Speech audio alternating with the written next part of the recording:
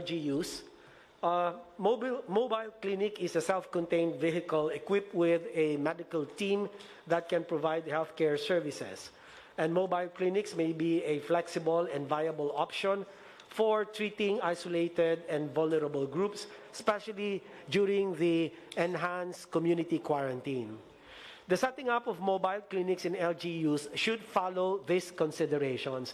But before I enumerate what these considerations are, Mr. President, the provision of mobile clinics is already being done by the local government units, governors, the city mayors, and the municipal mayors as well. Anyway, the considerations in setting up mobile clinics are the following. The doctor consultation setup must include use of face shield, consultation booth with protective plastic coverings. Healthcare workers, doctors, nurses, pharmacists, dentists must follow the 1 meter distance from patients and wear face masks during consultations. Presence of security personnel is essential to control the crowd, specifically the patients seeking consultation. And lastly, the number of patients to be accommodated by the mobile health team should be limited to prevent mass gathering of people, which is consistent with our guidelines in the implementation of the enhanced community quarantine. Humingi po ako ng certain essential information sa Bureau of Immigration regarding yung actual na arrivals and departures plus yung mga carriers that continue to operate. Baka po ang Department of Foreign Affairs at saka ang Department of Tourism ay meron din pong sariling data. Pero meron po akong gustong report very briefly as to the status of international travel based on data supplied by the Bureau of Immigration, sir, if you don't mind. So, sir, although on a limited scale, patuloy pa rin po ang arrival at saka departure ng mga international passengers. Yung po mga parating, Mr. President, ang classification po nila, definitely yung mga overseas Filipino workers, seafarers, mga returning Filipinos po, mga returning residents, foreign spouses po nito mga bumabalik na Pilipino, pati po yung kanilang mga anak, diplomats, and also foreign crew na mga aircraft, vessels, and so forth and so on. Yung mga palabas naman po, yung mga departure, ang profile po ay karamihan mga overseas Filipino workers pa rin po na inauthorize natin na mag-work abroad.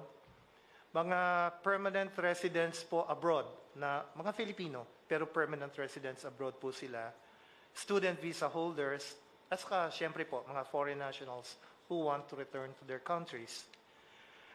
For the period April 1 to 20 po, itong present month, ang overseas Filipino workers po na dumating ay nasa 16,744.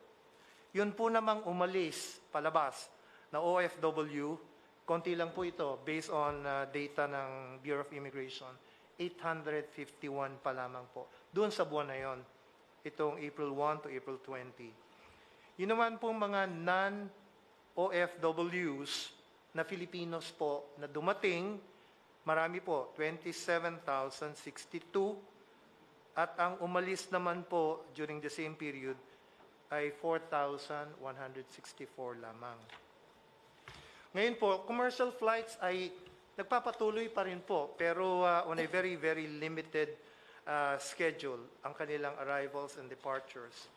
Ang karamihan po sa mga airlines na ito ay kasama po ang Hong Kong Airlines, Cathay Pacific, Eva Air, All Nippon Airways, Royal Brunei, China Airlines, Qatar Airways, Korean Air, Asiana Air, Singapore Airlines, Japan Airlines, Kuwait Airways, Gulf Air, Malaysia Airlines, Etihad, Emirates, Jetstar, at Saudia.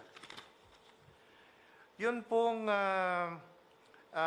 marami pong nagkaroon na repatriation flights para po doon sa mga foreign workers natin na kailangang ibalik dito sa atin or gusto na pong bumalik sa atin. So marami rin po yung bumalik na by way of repatriation. Yung sa mga foreign nationals naman po, ang arrivals po, hindi lang po declassified kung anong nationality, pero po for the same period, Mr. President, meron pong record ang immigration na dumating na 914 foreigners during that period of April 1 to April 20. That's the report of the Bureau of Immigration, Mr. President. I don't know if DFA or DOT would have something to add to this information. Yes, Verna. Yes. Mr. President, well, foreigners as a general rule are not allowed because all issued visas were canceled as of March 22. And all visa waiver agreements were suspended as of March 22. Definitely no tourists are allowed in the country. So those are allowed, as what Sec. Guevara has mentioned, are foreign spouses and children who are traveling with the Filipino national, and foreign government and international organization officials and their dependents. Of course, the OFWs. But tourists, zero.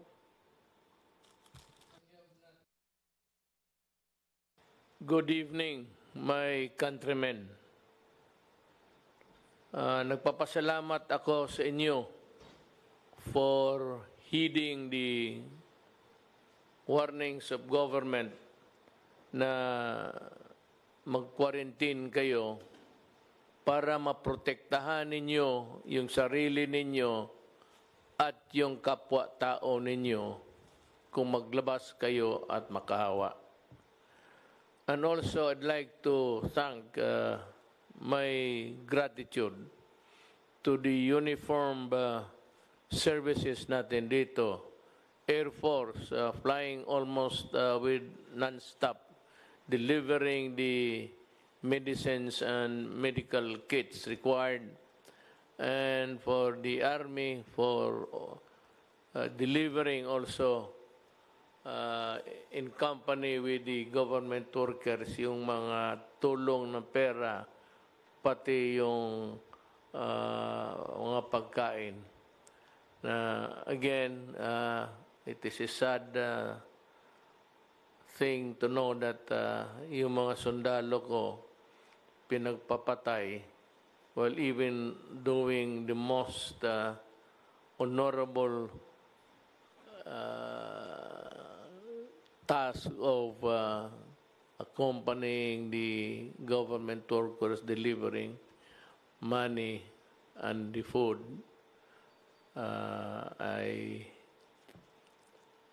I'm so sad about this development, but there will always be a time for reckoning. There is no more peace talks to talk about. I am not, and I will never be ready for any round of talks. Kasi simply the NPA, the Communist Party of the Philippines, has no respect either for their spoken words or in their deeds of killing soldiers who are on humanitarian missions. Now, kulang pa tayo, we are still in the process of magbibili pa tayo ng maraming personal protection kits for our frontliners at ating mga medical people.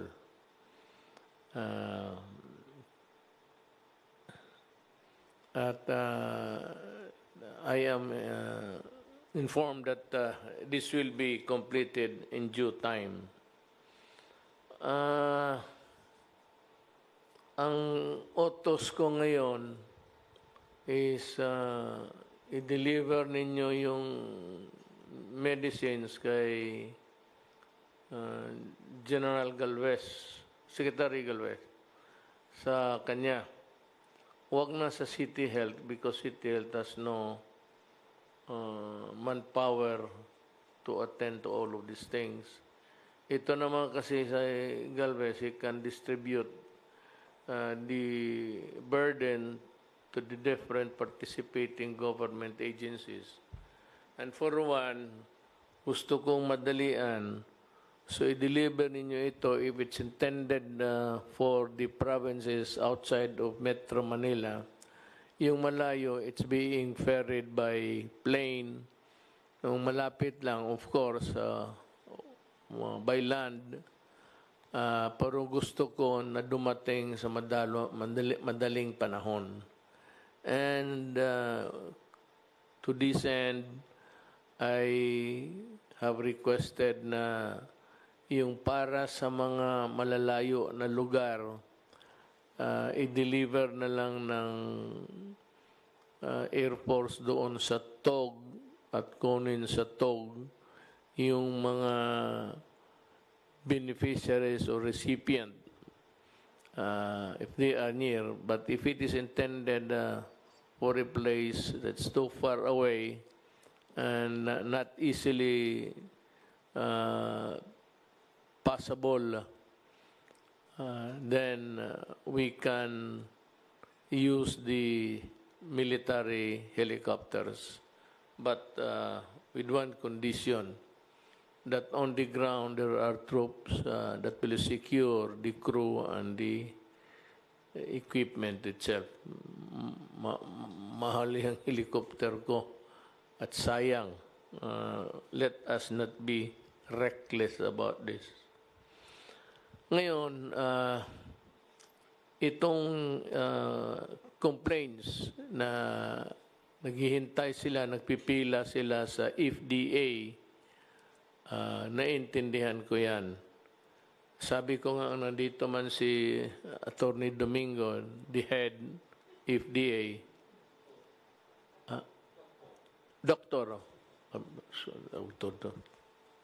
Doktor pala ito. Sige ako. Kanina pa ako sabi, Attorney, mukhang abogado ka kasi.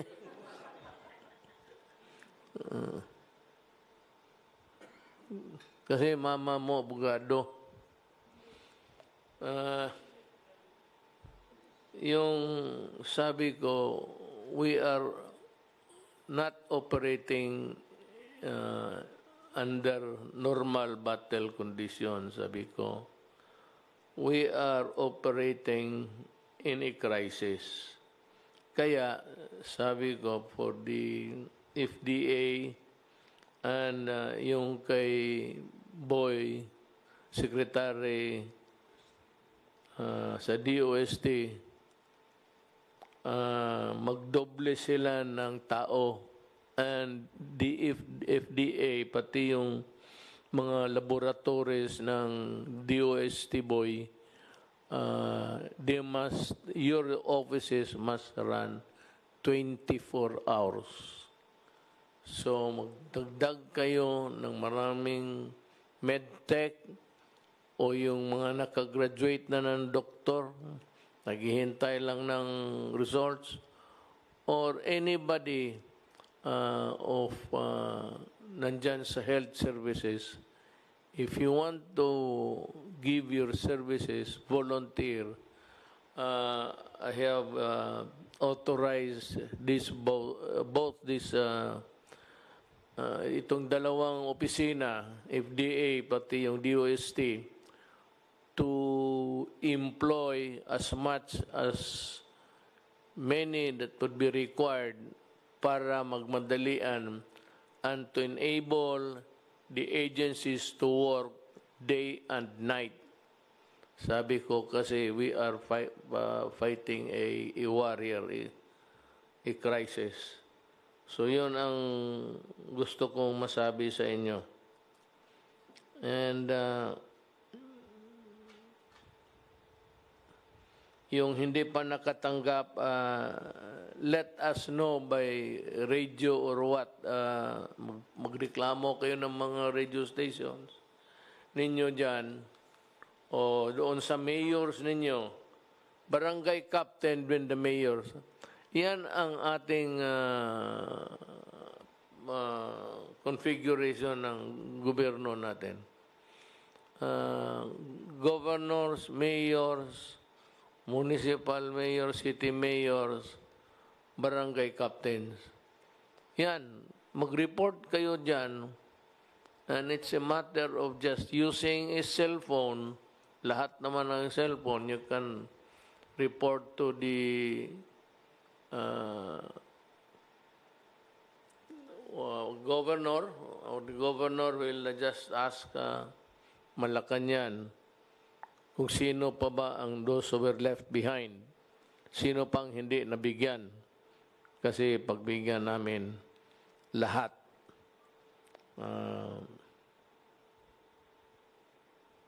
Itong sa transportation that would allow movement sa mga tao in areas under general community quarantine.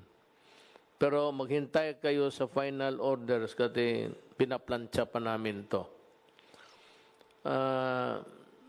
Yung mga tindahan, yung mga bazaars, mga malls, big or small, it behooves upon you to see to it that the workers are protected. Meaning to say that the sanitation of the place must be guaranteed and that the employees are provided with durable and workable masks. And aside from sanitizing the place every now and then, you ask us to open. We agreed, but there are the protocols to be followed. May not immaculately clean, but just sanitize it for COVID not to thrive. Tapos, endangering your employees. Now to the PNP. Marami yung makita mo ngayon kasi kukulang ang sakyan eh. But there are people who are forced to travel for a host of reason. One is nagkasakit, gusto pumunta ng ospital. One is wala talagang masakyan. Tapos may babae, matanda, bata, o kaya babaeng naglalakad. For all you know, she might really be a worker, a frontliner, or whatever. Lalo nga walang masakyan, the police must stop at pasakin ninyo itong mga babae na ito, ang mga tao na ito, at ihatid ninyo sa lugar nila. Total, kung hindi, kung malayo pa, ikarga ninyo, bring her to the boundary of the next barangay where she lives, at tumawag kayo ng police doon, ipasalubong na lang, and for that police there to complete the journey of the whatever. Lahat yan, mga matanda, lalo na may mga sanggol dala, mga babae sa gabi, naglalakad, tapos madilim, ganon. They must be provided with transportation, and that is the transportation of government. Baski karamihan dyan, pulis. Huwag kayong mag-atubili kasi ang gasolina mura.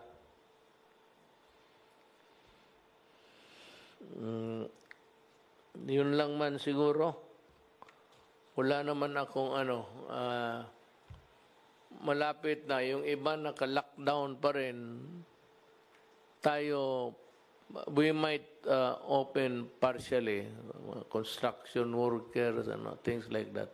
You wait for the... Lalabas na yung modified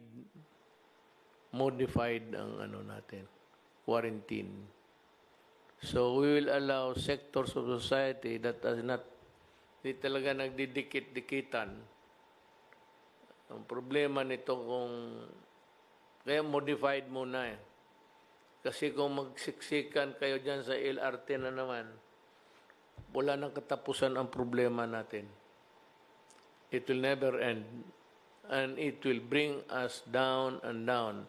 I'm happy to report that the Philippines has maintained its credit rating of BBB+. Hanggang ngayon, yung iba nagbagsakan na. And because, bala mo bakit? Kasi naniwala kayo, yung iba kasi late nag-lockdown, yung iba kung ano pa, tayo sunod kaagad sa batas, pagsabi gawain to, tapos ang mga trabahante ng gobyerno, for the time na wala pang lockdown, mahusay. They were really working. And let us not forget the government and to mga cabinet members, they are hardworking, and the military and the police. Naawa ako sa kanila.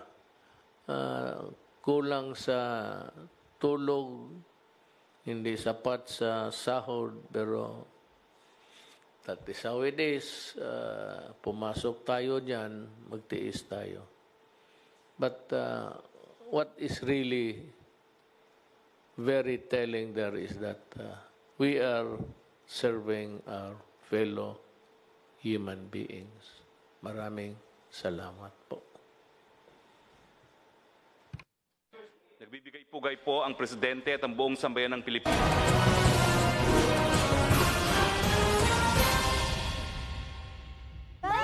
Ingat! Araw, kahit matindi ang init mo, itotodo ko pa ang bango ng damit namin. Sa new Surf Fabcon with Sunbloom technology, nag-glue